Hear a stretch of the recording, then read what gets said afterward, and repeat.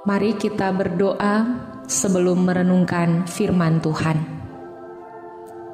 Tuhan Yesus, tolonglah kami yang rindu untuk hidup setia kepadamu, supaya ketika kami membaca dan merenungkan firman-Mu, kami benar-benar memahaminya dan dalam ketaatan melakukannya. Amin.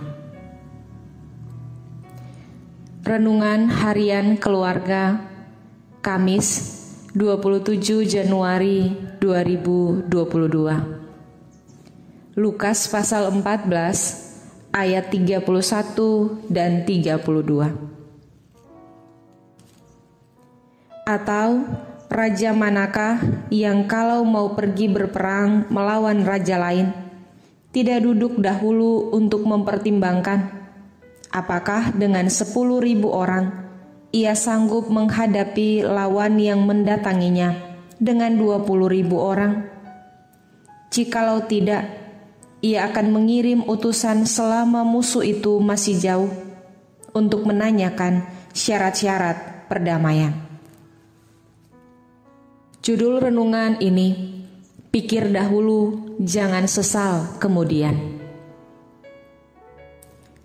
Ada pepatah tua mengatakan, pikir dahulu pendapatan, sesal kemudian tidak berguna. Artinya, setiap tindakan hendaknya dipikirkan dahulu baik-baik sebelum dikerjakan, agar tidak timbul penyesalan di kemudian hari. Penginjil Lukas mencatat, di mana Yesus pergi bersama murid-murid, orang banyak selalu ikut mengerumuninya untuk melihat, mendengar apa yang ia ucapkan, termasuk menyaksikan mujizat-mujizat yang dilakukan. Mereka mendengar di mana-mana Yesus mengatakan tentang kerajaan Allah. Mereka berharap Yesus mendirikan kerajaan dan mereka boleh diangkat menjadi pejabat atau paling tidak menjadi pegawainya.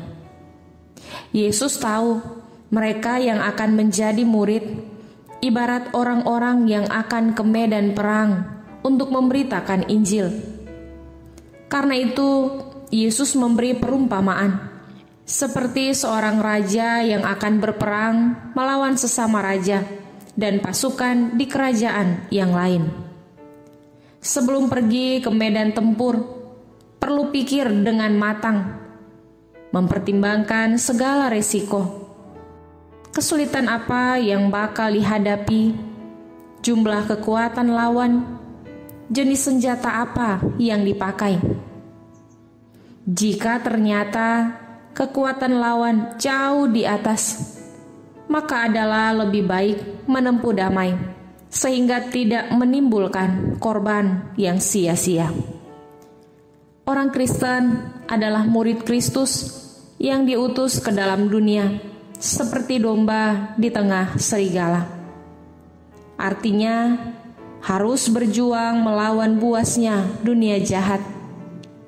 Karena itu, Yesus mengingatkan orang banyak untuk mempertimbangkan dengan matang, agar supaya tidak menyesal di kemudian hari, karena banyak mengalami ancaman, bahkan 2 kali lipat dari kemampuan mereka. Karena itu Yesus mengajarkan, untuk mengikut Dia haruslah dipikir dahulu. Artinya, pakai logika, jangan tiba saat tiba akal, sehingga menyesal di kemudian hari. Dalam konteks ini, Yesus hendak menjelaskan tentang orang-orang yang terus-menerus berbuat dosa. Mereka melakukan perlawanan kepada Allah. Tentu saja kekuatan dunia tidak ada apa-apanya dibanding dengan kekuasaan Tuhan. Karena itu adalah bijak bila mana penguasa dunia datang kepada Tuhan, karena memang Tuhan bukanlah lawan tanding kuasa dunia. Kuasa duniawi tak perlu menanyakan syarat perdamaian, karena semua syarat sudah ditawarkan untuk menguntungkan manusia. Berdamailah dengan Tuhan sebelum waktu yang ditentukan tiba. Karena itu, marilah kita baik selaku pribadi maupun keluarga untuk selalu berdamai dengan Tuhan, karena Tuhan menawarkan keselamatan tanpa syarat kepada kita. Karena itu marilah selaku laskar Kristus, kita terus maju melawan kuasa roh jahat di dunia. Mari kita berdoa. Tuhan, berilah kami hikmat agar setiap keputusan yang kami ambil ada dalam campur tangan Tuhan. Tuntun kami melalui Roh Kudus, supaya kami tidak menyimpang dalam menjalankan tanggung jawab selaku laskar Kristus.